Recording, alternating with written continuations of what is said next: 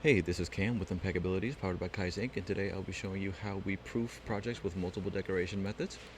So we see here that this client kicked a project back into revision, saying that they want the front left panel of this hat to be embroidered, while they wanted the hat right side to be DTF'd.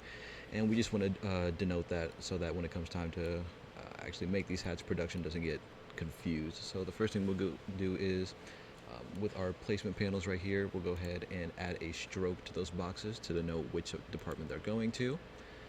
So we'll just make this the embroidery green, and we'll go to our stroke panel.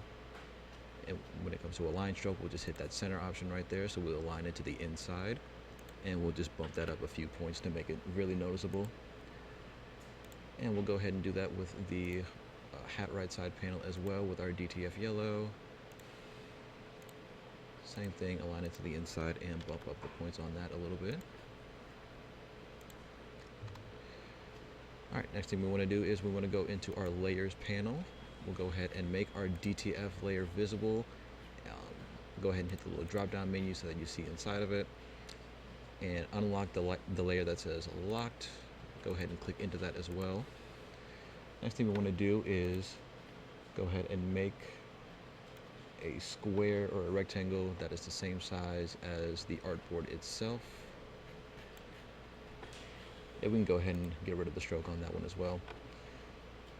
We want to go ahead and take the width and divide it by 2. Just have it. We'll go ahead and kick that to the right of the artboard. And we want to select the square we just made with the border. Go ahead and right click, and we'll hit make a clipping mask, and we'll just get rid of any extra information that comes with just toggling the layers. So just get rid of fold and tag. Their hats, they'll still be getting bulked, and that should be it. From there you can go ahead and hit F1 and export as normal. Thank you.